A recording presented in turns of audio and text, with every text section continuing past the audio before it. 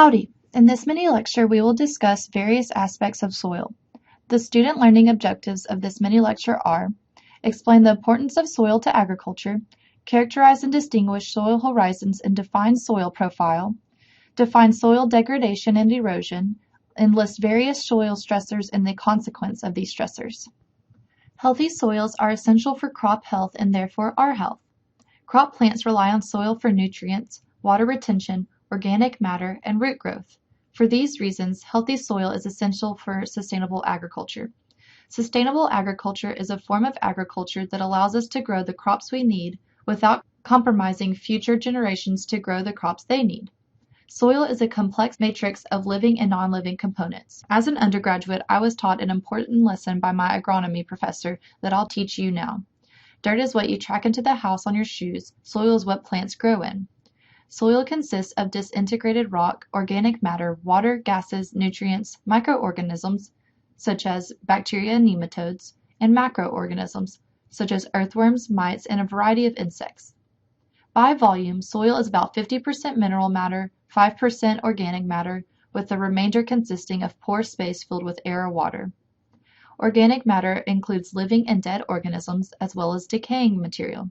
Healthy soil is a semi-renewable resource, meaning that more soil can be generated. However, the process by which soil is created is much slower than a human lifespan.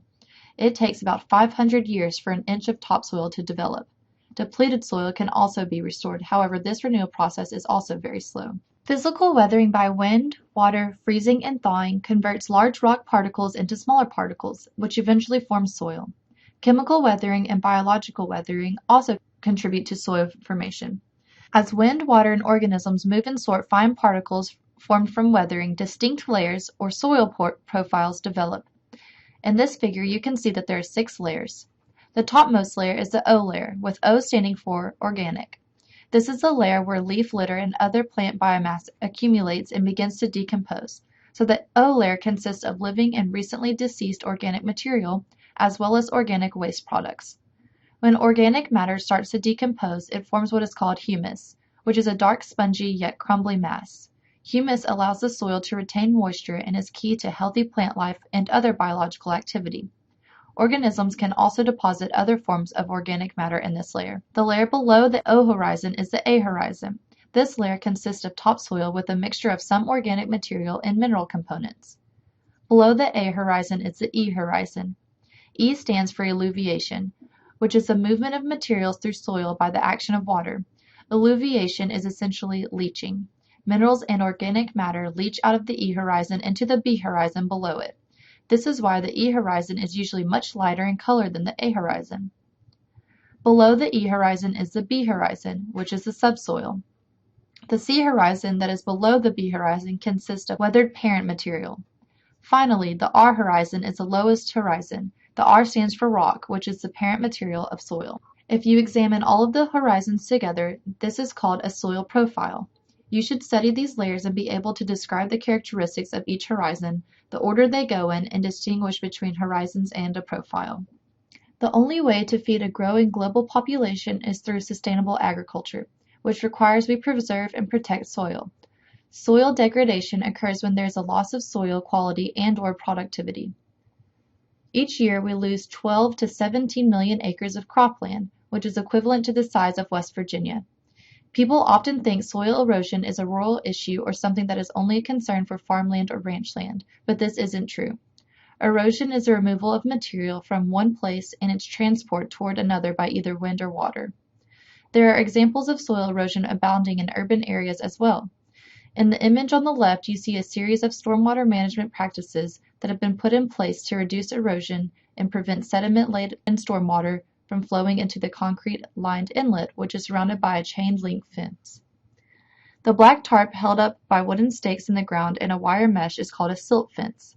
Hay bales are put in the downward side of the silt fence at the bottom of the slope to catch the water as it flows downhill.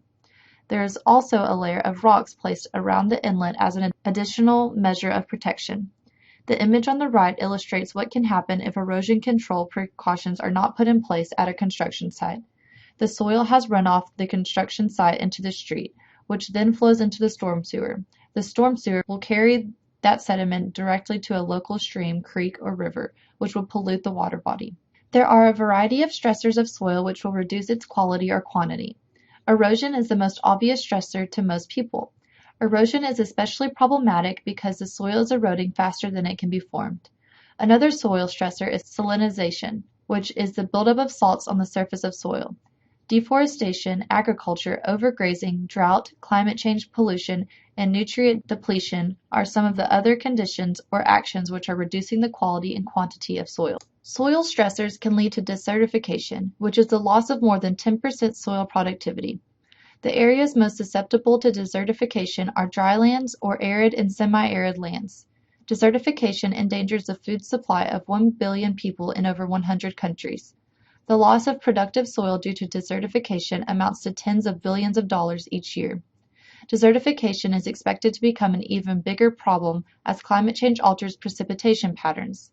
The UN estimates that 50 million people will be displaced in 10 years due to desertification. The image here shows a small patch of green grass which locals have surrounded with a wire netting. The netting protects the grass from geese that come to the area and have eaten all the green vegetation. While the grazing of these wild birds may on the surface be a natural cause, it would be interesting to investigate the reason the geese chose this plot of land for their grazing ground. I unfortunately do not have the entire story for this picture. This concludes the mini lecture on soil. Please review the weekly outline and complete the activities for this week per the schedule set forth in the outline. Thanks and gig 'em!